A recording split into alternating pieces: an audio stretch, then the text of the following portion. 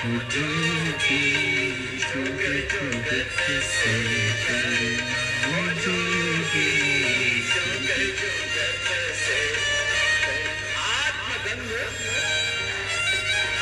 रूपी गंगा तुम्हारे भीतर निर्मल अविरल बह रही है भाई। अपने हृदय में उसको धारण करो। परमात्मा का उस आत्मा में दिव्य संदेश, उसका उपदेश, उसकी प्रेरणा, उसका सुख, उसकी शांति, उसके आनंद की अजस्र वर्षा हो रही है। उसको धारण तो करो। इसलिए मैं कहता हूं रोज ध्यान करना, रोज स्वाध्याय करना, रोज थोड़ा मौन रहना। जब मौन रहोगे तो ही तो उस प्रभु की कृपा को स्वीकार कर पाओगे। जब स्वाध्याय करोगे, ध्यान करोगे, ओहो, फिर तुम्हें लगेगा बस अब तो मैं तृप्त हो गया, प्राप्तम प्रापणीयम, जो पाना था सो पा लिया। ओ आत्मगंगतन तीरतरंगित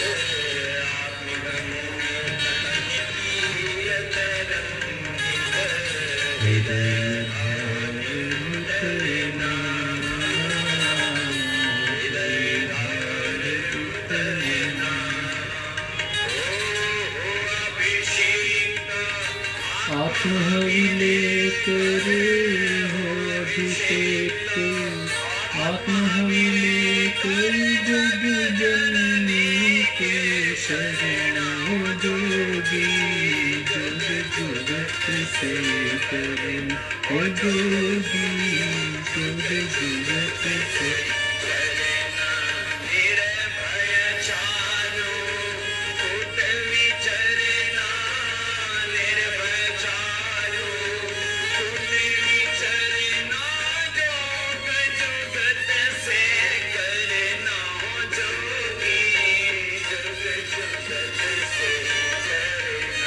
जोगी, जग जगत से करना जोगी, जग जगत से करना।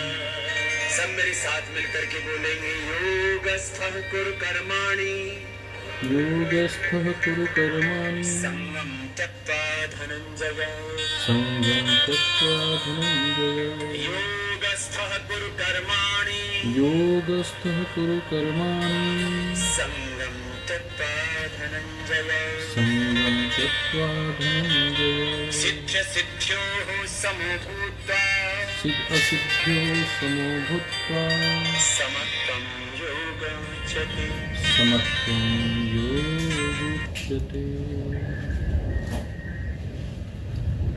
सभी योग साधकों को, मित्रों को, साथियों को आज के इस अक्षय तृतीया के पावन अवसर पर हृदय से बहुत सी मंगल कामनाएं। आज बसवराज जयंती भी है। कर्नाटक के हमारे सभी भाई, मैं हुबली गया तो एक विशेष अगाध प्रेम काय कवे कैलाशा, इस तन में ही उस परमात्मा का वास है। ऐसा महान संदेश देने वाले राजा भी रहे और एक महात्मा के रूप में भी, भगवान के रूप में भी उनको वह आदर मिला। अपने तपोबल से उनको नमन करते हैं। और भगवान परशुराम की कल जयंती थी, उनको भी नमन करते हुए एक तपस्वी संत के रूप में उनके पौरुष, उनके साहस को, उनके सामर्थ्य को नमन करते हैं। आज के इस सत्र की शुरुआत ओम श्री परमात्मने नमः, श्री गुरुभ्यो नमः, सर्वेभ्यो नमः। कल हमने जो चर्चा की थी उस चर्चा को हम आगे आज बढ़ा रहे हैं। और वह चर्चा बहुत स्पष्ट थी कि राष्ट्र में जो यह विपत्ति काल आ रखा है, इस विपत्ति काल में हम इसे विपत्ति काल माने या संपत्ति काल माने।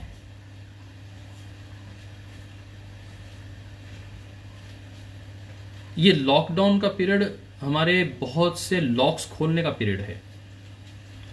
इस समय हम अपनी बहुत सी ग्रंथियां जो हमारे मन में संशय भ्रम है उसको निवारण कर सकते हैं, उससे मुक्ति प्राप्त कर सकते हैं। और नए स्वाध्याय के साथ, नई जीवन पद्धति, जीवन शैली के साथ अपने परिवार के साथ, समाज के साथ जुड़ सकते हैं। और ये समाज को सोशल मीडिया के माध्यम से जोड़ने का अभ्यास निरंतर चल रहा है। परम श्रद्धेय स्वामी जी महाराज भी कह रहे हैं कि सभी को सोशल मीडिया पर एक्टिव होना है, फेसबुक, ट्विटर पर एक्टिव होना है, और एक दूसरे को, एक राज्य के लोग पहले एक दूसरे को फॉलो करें। जो भी आपको अपने कार्यकर्ताओं का ट्विटर लगता है, फॉलो करिए उसको। फेसबुक अकाउंट लगता है, उसको फॉलो करिए। पहले अपने कार्यकर्ताओं को प्रमोट करिए, फिर उसके बाद उनका एक नया दायरा, उनके साथ अन्य लोग भी जुड़ेंगे। चलिए आज की कक्षा को आगे बढ़ाते हैं। हमने कल बात की थी शीतकारी प्राणायाम की। शीतकारी प्राणायाम में आया था कि दांत को बंद करके श्वास को भीतर खींचते हैं और उससे आपके अंदर हीटिंग जो टेम्परेचर है उसको आप बैलेंस करते हैं, और आप अपनी ग्लैंड्स के ऊपर नियंत्रण प्राप्त करते हैं, आपके हाइपरटेंशन पे नियंत्रण प्राप्त करते हैं, आपके ज्वर पर आप नियंत्रण प्राप्त करते हैं, अपने ब्रेन को आप मेंटेन करते हैं, ब्रेन की जो फ्लक्चुएशंस हैं उसको रोकते हैं, मन की फ्लक्चुएशंस है उसको रोकते हैं। और व्यक्ति जब अपने काम वेग को रोकने की क्षमता रखता है, वह क्षमता पैदा होती है इस शीतकारी प्राणायाम के साथ। और आज हम बात कर रहे हैं शीतली। देखिए, हम जब शुरुआत की थी तो सूर्य भेदन से शुरू की थी। फिर सूर्य भेदन में हमने देखा कि वायु रोगों का के लिए सबसे अच्छा सूर्य भेदन है। फिर हमने उज्जयी की बात की। उज्जयी के साथ हमने कफ को, दोषों को दूर करने की बात कही। और अब हम पित्त दोषों को दूर करने की बात कर रहे हैं शीतली और शीतकारी प्राणायाम के माध्यम से। अर्थात वात, कफ और पित्त, इस एंगल में उन्होंने इस पूरी प्रक्रिया को रखा है जिसकी हम बात कर रहे थे। तो ये पित्त दोषों में विशेष रूप से लाभकारी है शीतली और शीतकारी प्राणायाम। तो हमने जिस चर्चा को आगे बढ़ाया था कि शीतकारी प्राणायाम करने वाला व्यक्ति भूमंडल पर ऐसा योगी हो जाता है जिसकी कल्पना नहीं की जा सकती। इस प्रकार का एक महत्वपूर्ण आज के इस अवसर पर हम चर्चा कर रहे हैं कि अक्षय तृतीया पर आपके जीवन में अक्षय ऊर्जा बनी रहे, इसलिए इस प्राणायाम को हम विशेष रूप से समझने की कोशिश करते हैं। आज दो प्राणायाम महत्वपूर्ण हम लेंगे, शीतली और भस्त्रिका। देखिए, यद्यपि पतंजलि योगपीठ के कार्यकर्ता, भारत स्वाभिमान के कार्यकर्ताओं के लिए रूटीन का प्रोसेस है, ये हम हर रोज करते हैं, करवाते हैं। परम श्रद्धेय स्वामी जी महाराज 10 वर्षों से हमें निरंतर इनके लाभ के विषय में बताते हैं, परंतु हम कुछ चीजें इसमें से नई नई सीखते हुए आगे बढ़ रहे हैं, अपने आप को रिवाइज करते हुए बढ़ रहे हैं आगे। तो शीतली प्राणायाम में कहते हैं, जिव्यः वायुम आकृष्य पूर्वत कुंभ साधनम शनैर घ्राण रंध्राभ्याम रेचयेत पवनम सुधि। घ्राण रंध्राभ्याम, ये घ्राण सूंघने की जो शक्ति रखने वाले, रंध्राभ्याम है, दोनों दो शब्द है इसका, रंध्राभ्याम, यह बहुवचन का द्योतक है। जिव्यः वायुम आकृष्य, जिह्वा को वायु को आकृष्ट करने के लिए ऐसा गोल बनाइए। पूर्वत कुंभ साधनम, और पूर्व की तरह कुंभक लगाइए। शनिर, धीरे धीरे घ्राण रंध्राभ्याम, दोनों नासिकाओं से रेचयेत, श्वास को छोड़िए। पवनम सुधि, और ध्यान पूर्वक धीरे धीरे छोड़िए, अर्थात जिह्वा से श्वास को अंदर लेना है। जिह्वा वायुम आकृष्य, वायु को ऊपर की ओर खींचना है। शीतली में जिव्यः वायुम आकृष्य पूर्वतः कुंभ साधनम शनैर्क घ्राण रंध्राभ्याम रेचयते पवनम सुधे। हठ योग के इस 57 श्लोक में हम इस बात को बहुत गंभीरता से पढ़ रहे थे। जिह्वा को यू ट्यूब में कन्वर्ट किया। वायुम आकृष्य, श्वास को अंदर खींचा। पूर्वत कुंभ साधनम, फिर उसको कुंभक लगाया। शनिर घ्राण रंध्राभ्याम, और थोड़ी देर के बाद धीरे धीरे दोनों नासिकाओं से उसको वापस छोड़ दिया। तो यह शीतली प्राणायाम के टेक्निक के विषय में बता रहे हैं। 57th is the technical part of the Sheetali pranayama. तो शीतकारी दांत को भींचते हुए हमने किया था, और शीतकारी जो प्राणायाम के बाद शीतली प्राणायाम हम कर रहे हैं तो वह इस प्रकार करते हैं, जिह्वा बनाते हुए।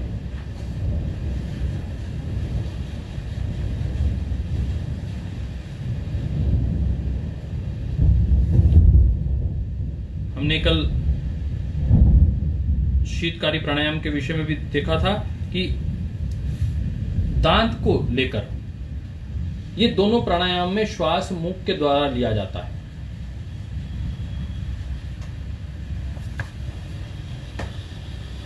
इससे लाभ क्या होता है और इसकी मुंह से श्वास लेने से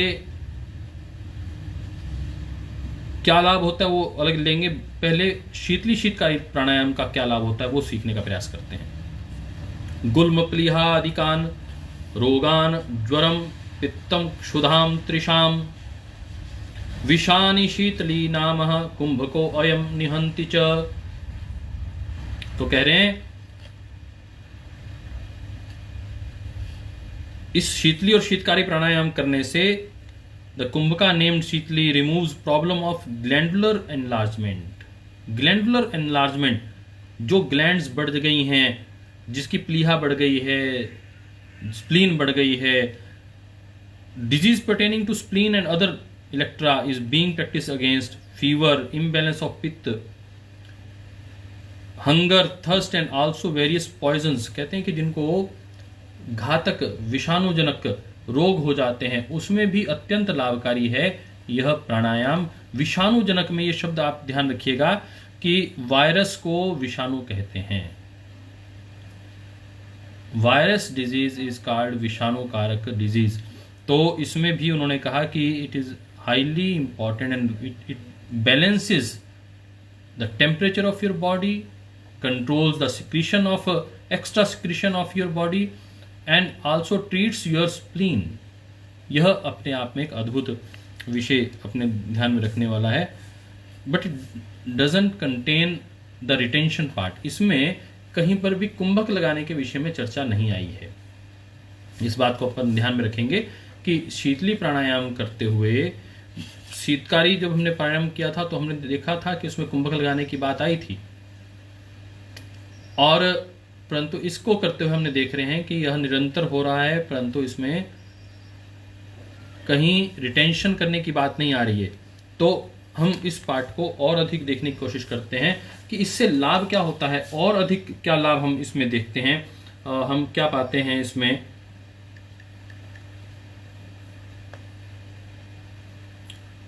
शीतली प्राणायाम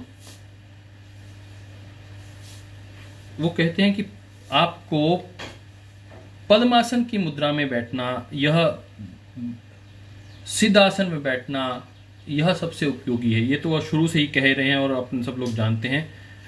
तो इसमें काउंट क्या करना है, इसमें 1-1-1 10 सेकंड लेने, 10 सेकंड छोड़ने, 10 सेकंड होल्ड करने में, इस प्रकार की प्रक्रिया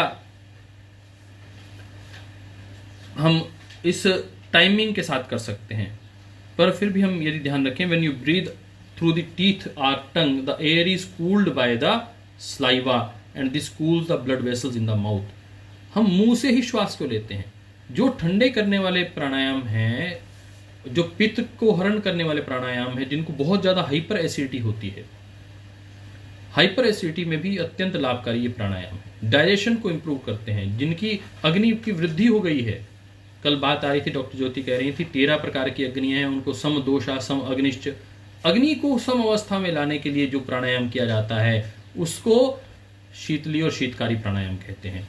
तो हम कह रहे थे कि ब्लड वेसल्स को, जो माउथ की ब्लड वेसल्स हैं, उसको जो स्लाइवा है वह ठंडा कर देता है। थ्रोट एंड लंग्स, आपके जो लंग्स तक एयर को वो ठंडा करके भेजता है। In turn the stomach, liver and whole body are cooled. तो उसके अंदर आने वाला जो रक्त है वो ठंडा होता है। उससे आपका जो स्टमक है उसमें जो ब्लड जाता है वो हल्का ठंडा होकर जाता है। और इससे पूरे शरीर में जब व्यान वायु घूमती है, समान वायु पेट को ठीक कर देती है और व्यान वायु फिर पूरे शरीर में ठंडक लाने का प्रयास करती है। तो ये जो हमारा जो प्रक्रिया है, इसको अपने को अच्छे से सविता बहन कह रही है कि किसमें कुंभक नहीं लग रहा है। अभी जो टेक्स्ट के दृष्टिकोण से हम बात करें तो शीतली प्राणायाम में कुंभक नहीं लग रहा है, शीतकारी प्राणायाम में कुंभक लग रहा है। और उज्जयी प्राणायाम खड़े होकर जब किया जाता है तो उसमें भी कुंभक नहीं लगता है, तो क्योंकि वहां कहा गया कि लेटकर, बैठकर और खड़े होकर, चलते हुए भी आप प्राणायाम कुंभक कर सकते हैं उज्जयी में। परंतु उज्जयी में इस बात को ध्यान रखना है, यदि इस बात को मानने भी तो उस श्वास लेने और छोड़ने में, परंतु उसमें भी कुंभक चलते हुए या खड़े होकर जब किया जाता है तो उसमें कुंभक नहीं लगाना, यह निश्चित रूप से हम मान के चलें। Because Sheetali and Sheetkari soothe away mental tension, they are useful techniques for elevating psychosomatic disease such as high blood pressure. तो हाई ब्लड प्रेशर जिनका है उनके लिए भी अत्यंत लाभकारी है यह प्राणायाम, जिसको हम शीतली और शीतकारी प्राणायाम कहते हैं, क्योंकि वह ब्लड प्रेशर को मेंटेन करने का काम करता है, बीपी मेंटेन करने का काम करता है। They also purify the blood end of course improve the digestion. तो ये कहते हैं कि यदि आप प्यूरिफिकेशन का काम भी करता है, ये कुछ विशेष इसका लाभ हो रहा है। वो कह रहे हैं कि तापमान तो यदि आपका फीवर हो गया है उसको तो ठीक करता ही है, परंतु ये ब्लड को प्यूरिफाई करता है, तभी ये कह रहे हैं कि विषाणु नाशक है। वायरल जो डिजीज है उसमें भी हाईली इफेक्टिव है। तो इस प्राणायाम के विषय में हम और जानने का प्रयास कर रहे थे। There is only a slight difference between Sheetali and Sheetkari. In Sheetkari awareness is focused on the hissing sound and in Sheetali it is kept on the cooling sensation of the breath. जो शीतकारी है उसमें तो साउंड के ऊपर हम ज्यादा फोकस करते हैं और शीतली में हम कूलिंग सेंसेशन, अंदर ब्रेथ कितना कूल होकर जा रहा है उसके ऊपर फोकस करते हैं। There are also minor differences which effect different parts of the nervous system but ultimately the impulses are sent to the central nervous system. ये मोटे तौर पर पूरे ब्रेन सिस्टम को, नर्वस सिस्टम को इफेक्ट करने का प्रयास कर रहा है। आइए अब हम भस्त्रिका प्राणायाम की ओर आगे बढ़ते हैं। अभी तक हम बात कर रहे थे कि तीनों प्रकार के जो दोष हैं उसकी मुक्ति में इन प्राणायामों का क्या लाभ हो सकता है। जिनको वात दोष ज्यादा है उनको सूर्यभेरी प्राणायाम, और देखना चाहते, और जिनको कफ दोष है उनके लिए उज्जयी प्राणायाम, और जिनको पित्त दोष है उनको शीतली शीतकारी प्राणायाम करना चाहिए। यह इस विषय में हम बात कर रहे थे। तो अब हम बात कर रहे हैं भस्त्रिका प्राणायाम। भस्त्रिका प्राणायाम में वो कहते हैं कि कैसे, कौन से आसन में बैठ के भस्त्रिका प्राणायाम करना चाहिए। सबसे पहले बैठने की बात करते हैं। तो उर्वो रूपरी संस्थाप्य शुभे पादतले उभे पद्मासन भवेत ततः सर्व पाप प्रणाशनम। सब प्रकार के पाप का दोष जो है समाप्त हो जाता है यदि हम पद्मासन में बैठकर अभ्यास करते हैं। तो इस बात को वो आगे बढ़ाते हैं कि हमें पद्मासन में बैठकर यह भस्त्रिका प्राणायाम करना चाहिए। सम्यक पद्मासनम बद्ध्वा समग्रीवो उदरः सुधि। तो पद्मासन में यदि आप बैठ गए तो उसके बाद आपको क्या करना है। सम्यक पद्मासन बद्ध्वा, सम्यक रूप से पद्मासन में बैठिए। समग्रीवो उदरः, पेट और ग्रीवा बिल्कुल सीधी होनी चाहिए, सुधी। यह इंटेलिजेंटली आपने इनको ठीक से सिस्टेमेटिक रूप से इरेक्ट करके बैठना है। मुखम संयमम, मुख को बंद करना है। उर्वरो उपरि संस्थाप्य शुभे पादतले उभे पद्मासन भवेत एतत् सर्व पाप प्रणशनम। तो सब पापों का हनन हो जाता है पद्मासन में, परंतु उस पद्मासन में कैसे करना है। सम्यक पद्मासन बद्ध्वा, पद्मासन जब सम्यक अवस्था में लग जाए। समग्रीवो उदरः सुधि, और आपका सम्यक रूप से ग्रीवा और उदर सेट सीधा इरेक्ट हो जाए। मुखम संयमम, मुख को आप बंद कर लें। यत्नेन प्राण घ्राणेन, और फिर यत्न पूर्वक प्राण को घ्राण अर्थात नासिका से बाहर छोड़िए। तो सबसे पहले श्वास को बाहर छोड़ने के लिए कह रहे हैं, रेचन करने के लिए कह रहे हैं कि हमें भस्त्रिका प्राणायाम में पहले अपने आप को एक्सेल करना है, एक्सेल इट आउट। मुख बंद करके पहले श्वास को एक्सेल आउट करना है। उसके बाद यथा लगति हृत कंठे, कब तक फिर करना है। यथा लगति हृत कंठे कपाल अवधि सस्वनम स्वान, अब सस्वनम का अर्थ है साउंड के साथ। जब ये भीतर तक जाता है, कपाल अवधि, इसकी अवधि क्या होगी? जब तक यह हृदय कंठ को ना लग जाए, वो टच ना हो, वो महसूस ना हो, तब तक वेगेन पूरे वेग के साथ पूरे उसको पूरक करना चाहिए। कहां तक? हृदय पद्म अवधि, लोटस ऑफ द हार्ट, यहां तक। मारुतम, जब तक यहां पर हृदय तक आपको वह टच ना हो, वायु का वह वेग टच ना हो, तब तक आपको अंदर भरना चाहिए श्वास।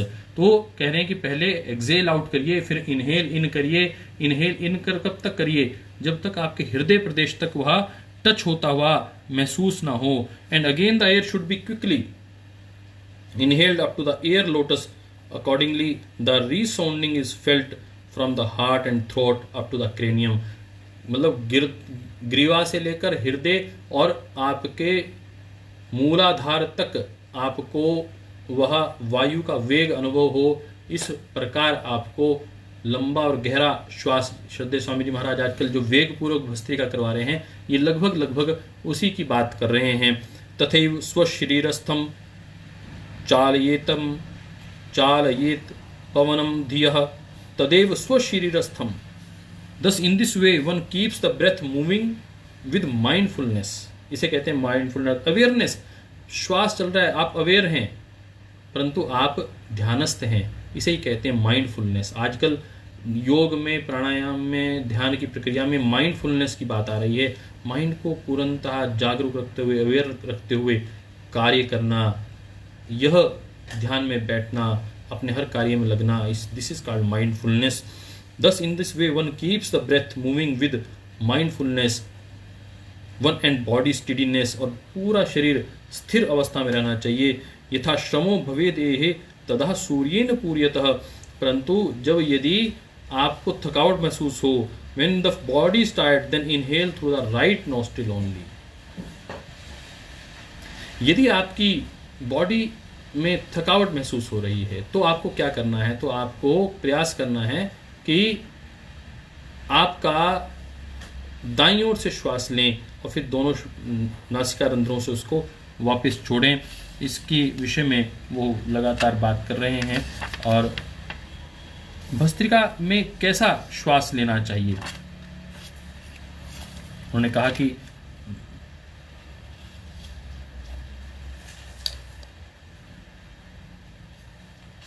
पुनः विरेचेत तद वत, पुनः विरेचत तद्वत। पूर्यश्च पुनः पुनः बार बार श्वास को भरना और छोड़ना। पुनर्विरेचयत यत तद पूर्यश्च पुनः यथैव लोकहारेन भस्त्रः वेगेन चालयते। जैसे धोकनी चल रही है, लोहार जब अपनी धोकनी चलाता है,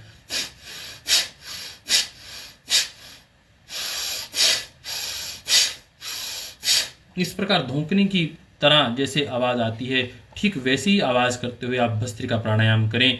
ऐसी शिक्षा स्वामी स्वात्माराम जी हठयोग प्रदीपिका में दे रहे हैं। तथैव स्वशरीरस्थम चालयेत पवनम धियः। और इस प्रकार आप अपने पूरे शरीर को चालयेत पवनम धिया, बहुत बुद्धिपूर्वक अपने इस पवन के वेग को आप संभालिए। Similarly move the air residing in one own body intelligently. उसको जो आपके अंदर ये प्रक्रिया चल रही है, इसका पूर्णतः अध्ययन, माइंडफुलनेस अध्ययन करते हुए आप इसको आगे बढ़ाइए। फिर कह रहे हैं यथा श्रमो भवेदेहि तदा सूर्येन पूर्यते। यदि आपको थकावट हो तो केवल सूर्य नाड़ी से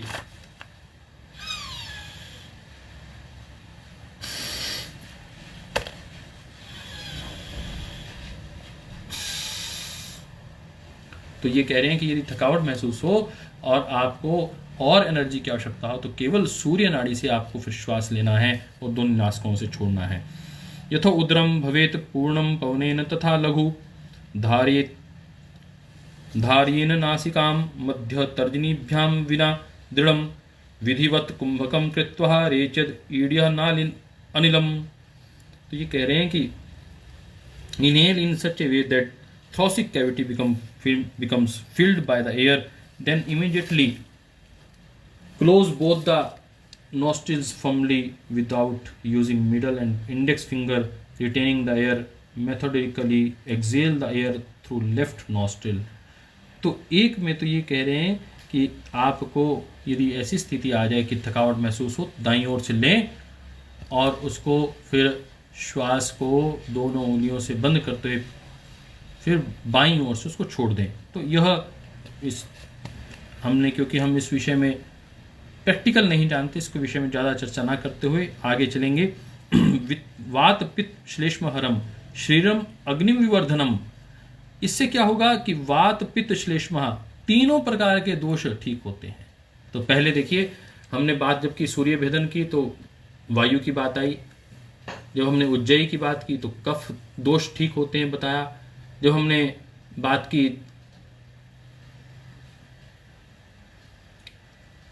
शीतली और शीतकारी प्राणायाम की तो पित्त दोष ठीक होते हैं। अब पांचवा जब बात आ रही है तो वो कह रहे हैं कि इस पांचवें प्राणायाम में, कुंभक में, आपके तीनों दोष वात पित्त कफ त्रिदोष शामक है। ये भस्त्रिका प्राणायाम ये तीनों की समावस्था कर देता है, यह बड़ी बात है। और इससे अग्नि, शरीर की अग्नि विवर्धनम, इससे अग्नि वृद्धि होने से ऊर्जा का प्रवाह शुरू हो जाता है, ऊर्जा बनने शुरू हो जाती है, ऊष्मा बढ़ने से ऊर्जा का प्रवाह शुरू हो जाता है, इस बात को कह रहे हैं। और फिर इसके आध्यात्मिक गुणों की चर्चा कर रहे हैं। अब कुंडली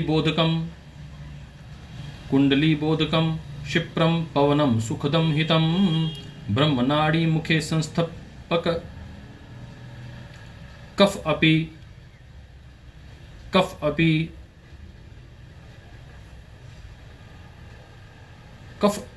आदि अर्गलह नाशनम। अर्गल अर्थात जो ऑब्स्ट्रक्शन है उसको समाप्त कर देता है। कुंडली बोधकम, ये कुंडली का बोधन कर देता है। क्षिप्रम पवनम, यदि तेज तेज श्वास लिया जाए। सुखदम हितम, ये सुख कारक है, हित कारक है। ब्रह्मनाड़ी, जो ब्रह्मनाड़ी है हमारी, उसके मुख पर ये जो संस्थक जो होते हैं, संस्थक एक्यूमुलेटेड कफ जो फेल्गम है एक्यूमुलेटेड है, आदि अर्गल नाशनम, जो एटसेट्रा ऑब्स्ट्रक्शन है उसका ये नाश कर देता है। और यह जो ब्रह्म नाड़ी है वह ओपन हो जाती है। यह उसका आध्यात्मिक लाभ बताते हुए कुंडलिक बोधकम क्षिप्रम पवनम सुखदम हितम ब्रह्मनाड़ी मुखे संस्थः कफाद अर्गल नाशनम, यह अपने आप में कफ का तो विशेष रूप से नाश करता ही है। अर्थात भस्त्रिका प्राणायाम यद्यपि त्रिदोष शामक है परंतु कफ दोषों में विशेषकर लाभकारी है, और उससे भी ज्यादा लाभकारी यह आध्यात्मिक दृष्टिकोण से है। और अध्यात्म की जब ये चर्चा करते हैं तो ये इस बात को कहना नहीं बोलते कि यह कुंडली बोधकम, ये इससे कुंडलनी का बोध शुरू हो जाता है। क्षिप्रम पवनम सुखदम हितम, और thus this bhastrika immediately result into arousal of the kundalini, makes the air pliable, bestows welfare and destroys the obstruction like phalgam etc accumulated at the entrance gate of the सुषुम्ना नाड़ी। तो यह इसकी चर्चा कर रहे हैं। फिर उसके बाद कहते हैं सम्यक गात्र समुद्र भूतः, सम्यक गात्रः समुद्भूतम ग्रंथित्रय विभेदकम। तो कह रहे हैं कि 3 प्रकार की ग्रंथियां होती हैं उस सुषुम्ना नाड़ी में, उसको भेदने का काम जो करता है उसे भस्त्रिका प्राणायाम कहते हैं। विशेष नैव कर्तव्यम, जो इसका विशेष कार्य है, वो विशेष कार्य क्या है कि यह कुंडली के भीतर जो 3 विशेष बंध हैं उनको भी खोलने का कार्य करता है। Kartavyam भस्त्राख्यम कुंभकम त्विदम, कुंभकम त्विदम। This cuts properly the 3 knots arising along with the body on the path of Sushumna Nadi. Therefore, thus Kumbhaka called Bhastrika should be practiced with special care. तो यह प्राणायाम अत्यंत गरिमापूर्ण और बहुत सावधानी के साथ करने के लिए कहा गया है, क्योंकि यह भस्त्रिका हमारे आध्यात्मिक यात्रा में भी अत्यंत लाभकारी इस दृष्टिकोण से भी है कि it cuts properly the 3 knots arising along with the body in the path of Sushumna नाड़ी को जागृत करने में। तो यह जो 3 नॉट्स हैं, बाधक तत्व हैं, उनको भी ठीक करने का कार्य यह भस्त्रिका प्राणायाम करता है। इसलिए उन्होंने कहा कि इसको आपको प्रयास पूर्वक पद्मासन में बैठकर करना चाहिए। आपकी स्पाइन सीधी रहनी चाहिए, ग्रीवा सीधी रहनी चाहिए, पेट सीधा रहना चाहिए, और उसके बाद इस प्राणायाम को आप करें। इस विषय में कल हम और चर्चा करेंगे, क्योंकि इस प्राणायाम में जो बात कही गई है इसकी गंभीरता को हमने फिर दूसरी कुछ पुस्तकों से खोजने का कोशिश की, क्योंकि एक पुस्तक से हम कई चीज़ें हमें जब पूरी नहीं मिल पाती हैं तो हमें विभिन्न स्थानों पर चलना पड़ता है। इसमें जैसे कहा, when you breathe out the abdomen comes in and the diaphragm contracts, when you breathe in the diaphragm relaxes and the abdomen moves out। तो पेट और डायफ्राम की मूवमेंट इसमें विशेष रूप से होती है, जिसे हम भस्त्रिका प्राणायाम कहते हैं। इसके विषय में कहेंगे, after the last exhalation of bhastrika inhale slowly and deeply and exhale rapidly through the mouth. ये एक कई प्रकार की इसमें टेक्निक उस अलग अलग पुस्तिकाओं में बता रखी है, परंतु मोटे तौर पर जो परम श्रद्धेय स्वामी जी महाराज बताते हैं कि लंबा गहरा श्वास लेना है, लंबा गहरा श्वास छोड़ना है, लंग्स की मैक्सिमम एक्टिविटी करनी है, और इससे जब ऊर्जा अधिक पैदा होगी तो ये त्रिदोष शामक प्राणायाम का कार्य करेगा। और इसमें 3 नोट्स जो साइकिक प्राणिक नोट्स हैं, this kumbhaka called Bhastrika enables the 3 granthis psychic pranic knots to be broken. ये 67वां 67th जो हम श्लोक पढ़ रहे हैं, दूसरे अध्याय का 67th, उसमें कहा गया है कि 3 प्रकार की जो ग्रंथियां हैं उनको खोलने का कार्य यह भस्त्रिका प्राणायाम करता है। Thus it is the duty of the yogi to practise bhastrika. इसलिए योगी को इस भस्त्रिका प्राणायाम को विशेष रूप से करना चाहिए, इस प्रकार वो कह रहे हैं। कल हम इसको थोड़ा सा और लोगों को, आप लोगों ने कहा, कुछ लोग कह रहे हैं कि हम 10-10 लोगों को और जोड़ेंगे, अच्छी बात है। Accelerated blood circulation and rate of gas exchange in each cell produces heat and washes out waste gases.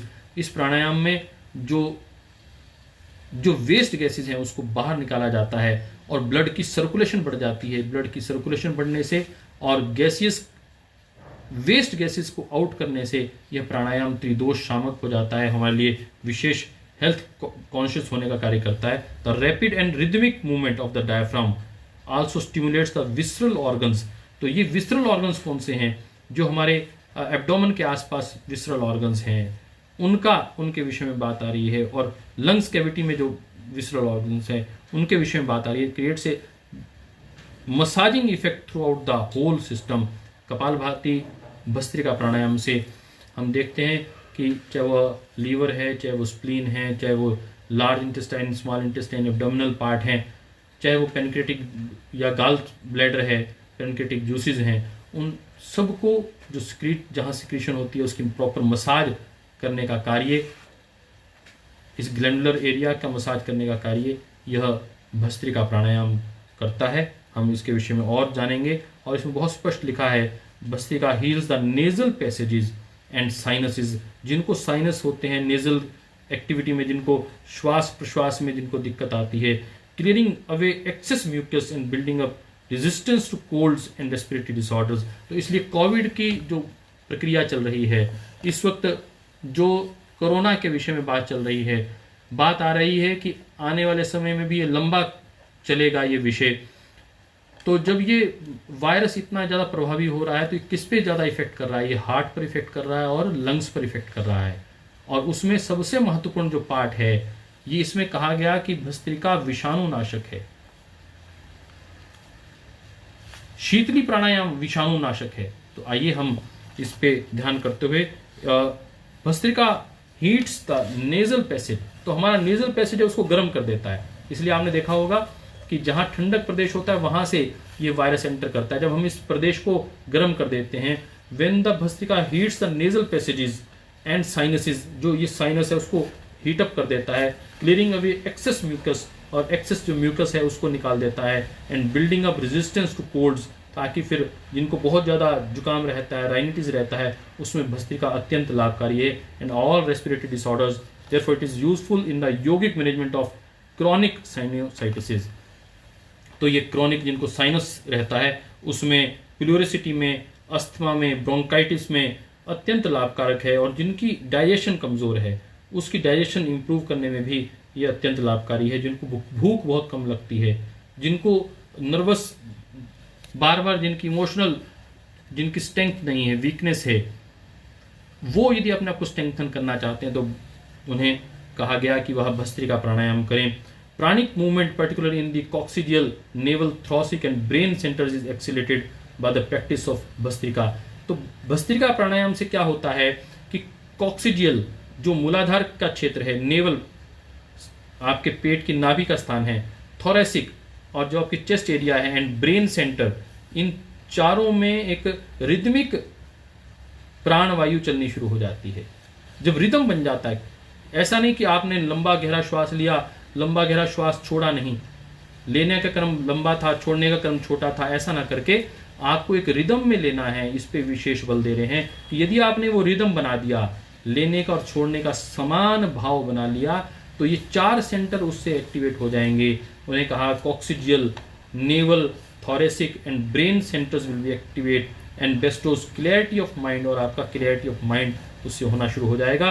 कल हम इन 3 ग्रंथियों के विषय में दोबारा बताएंगे, ब्रह्म ग्रंथि, विष्णु ग्रंथि और रुद्र ग्रंथि, ये 3 ग्रंथियों को कैसे विमोचन करता है। और कल बात आएगी फिर भ्रामरी प्राणायाम की, मूर्छा और प्लावनी प्राणायाम, कुंभक प्राणायाम की, और फिर इसका समापन हमें लगता है कि मंगलवार दूसरे अध्याय का हम समापन कर देंगे, और बुधवार से तीसरा अध्याय आरंभ कर देंगे जो मुद्राओं के ऊपर है, उसके विषय में आगे चर्चा आएगी। अब मैं चलते हैं हम डॉक्टर ज्योति आर्य के पास, जिन्होंने बहुत से कैंसर के पेशेंट ठीक किए हैं, इनफर्टिलिटी के बहुत से पेशेंट के ऊपर कार्य किया है। और आज आर्य समाज के एक मूर्धन्य विद्वान पंडित गुरुदत्त विद्यार्थी का जन्म दिवस है।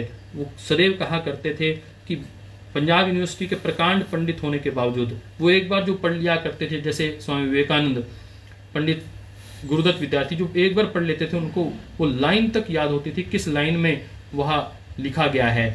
इतना गहरा ज्ञान रखने वाले पंडित गुरुदत्त विद्यार्थी की आज जयंती है। महर्षि देवदयानंद के अनन्य शिष्य को हम प्रणाम करते हैं। पुनः अक्षय तृतीया पर आपको बहुत अभिनंदन करते हुए आपके जीवन में अक्षय ऊर्जा बनी रहे। आइए चलते हैं डॉक्टर ज्योति आर्य के पास।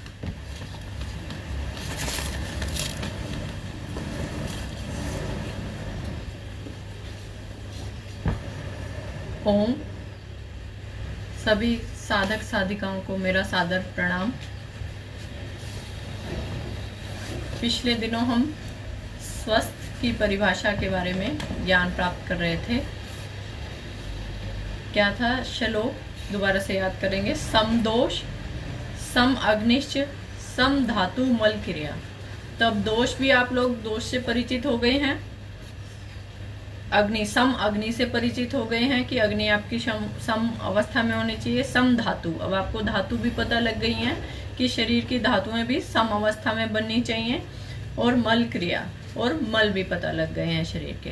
तो उसके आगे फिर और जोड़ने की क्या जरूरत थी आयुर्वेद ज्ञाताओं को। उन्होंने जोड़ा प्रसन्न आत्मा इंद्रिय मना स्वस्थ इति अभिधीयते। इतना ही कह देते कि जिसकी दोष अग्नि सम है और धातु मल क्रिया सम है वो स्वस्थ है, खा रहा है, उसको डाइजेशन हो रहा है, उसका मल का निष्कासन ठीक रूप से हो रहा है, धातुओं का पोषण हो रहा है, तो वो स्वस्थ है। लेकिन उन्होंने आगे जोड़ा कि प्रसन्न मन, इंद्रिय, मन, इंद्रिय और आत्मा, ये जब होंगे प्रसन्न, तब उसे, उस व्यक्ति को पूर्ण रूप से स्वस्थ कहा जाएगा।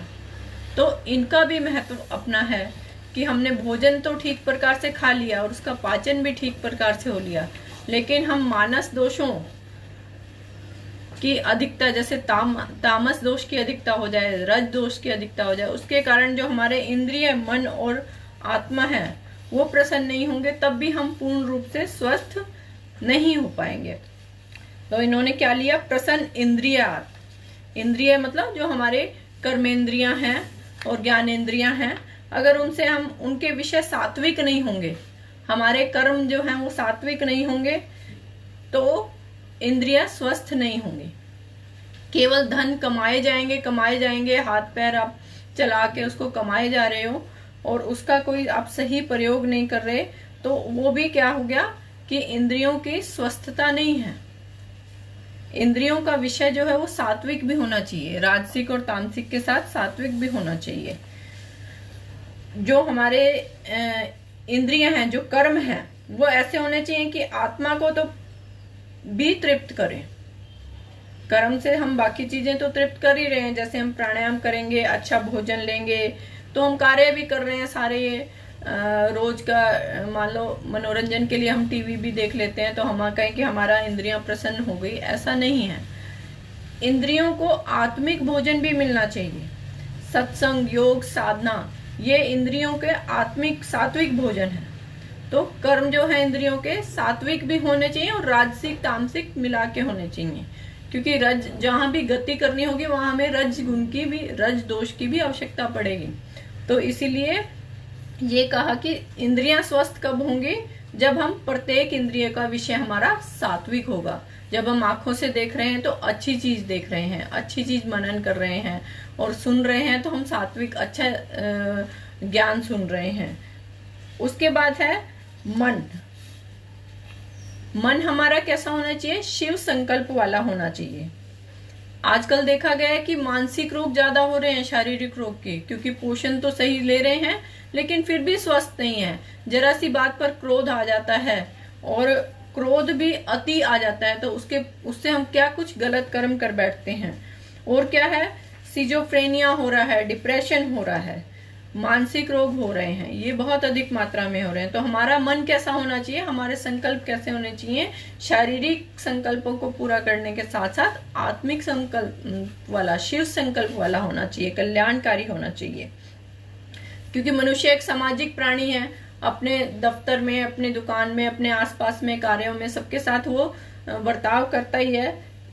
तो अगर हम कोई क्लब ज्वाइन कर लेंगे जहां पर जुआ शराब का प्रयोग होता है, तो वो भी एक आपको मन को बहलाने वाली वो है। और अगर हम कोई सेवा भाव वाला अच्छा संगठन ज्वाइन कर लेते हैं, तो दोनों में ही आप कार्य तो कर ही रहे हैं, लेकिन वो हमारे तामसिक कार्य हो गए, ये हमारे सात्विक कार्य हो गए, जो हमारे मन को बल देते हैं। हमारा मन को बल देने वाले कार्य हम करेंगे, तभी हमारा सेल्फ कॉन्फिडेंस बढ़ेगा, आत्मविश्वास बढ़ेगा। आत्मविश्वास बढ़ेगा तभी हम अच्छे कार्य कर पाएंगे।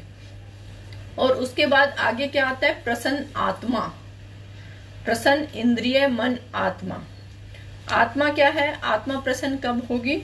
जब हमारा प्रत्येक कदम ईश्वर की प्राप्ति की ओर जाएगा, तब हमारी आत्मा प्रसन्न होगी। जब हमारे प्रत्येक कदम अभ्युदय और निःश्रेयस दोनों को सिद्ध करने वाले होंगे। अभ्युदय किससे सिद्ध होगा?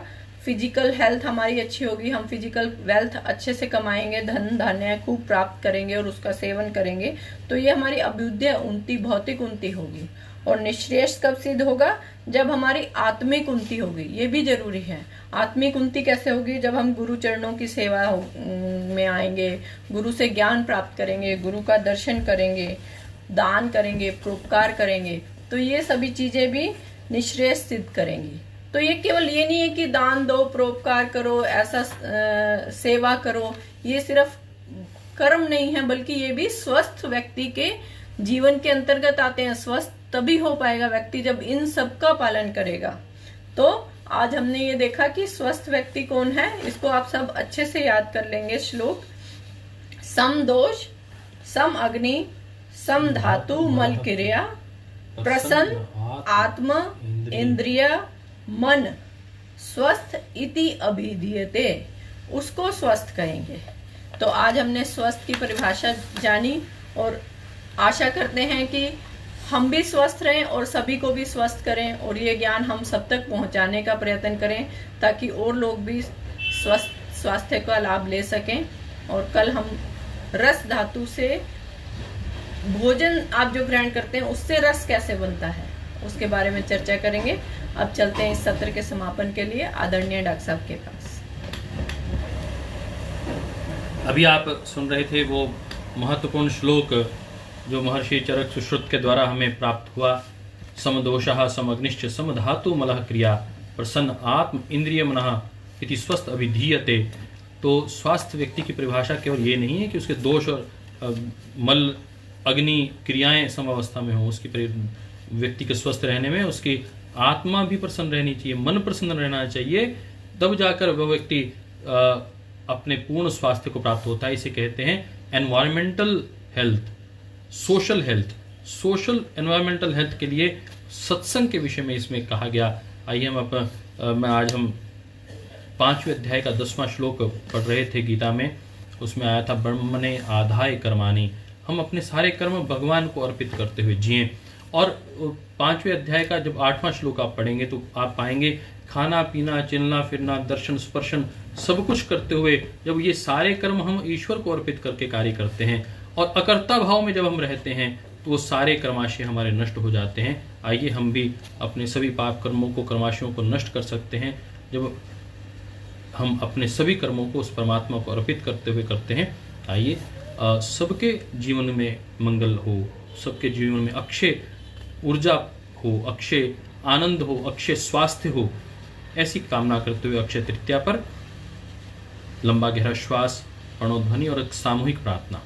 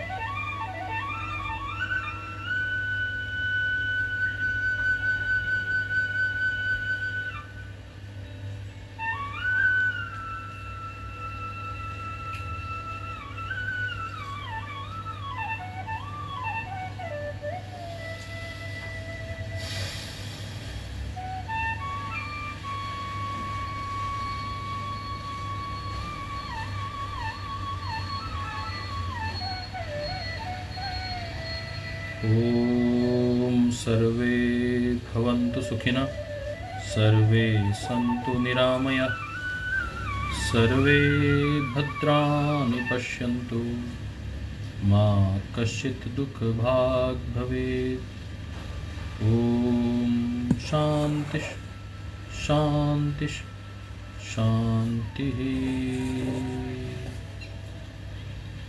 तेरा मंगल मेरा मंगल, सबका मंगल होए रे।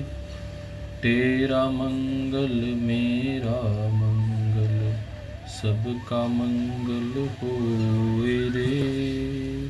सबके जीवन में मंगल हो, ऐसी प्रार्थना करते हुए आज भगवान बसवराज जयंती है, पंडित गुरुदत्त विद्यार्थी की जयंती है, अक्षय तृतीया है। उस सब की आपको बहुत बहुत मंगल कामनाएं।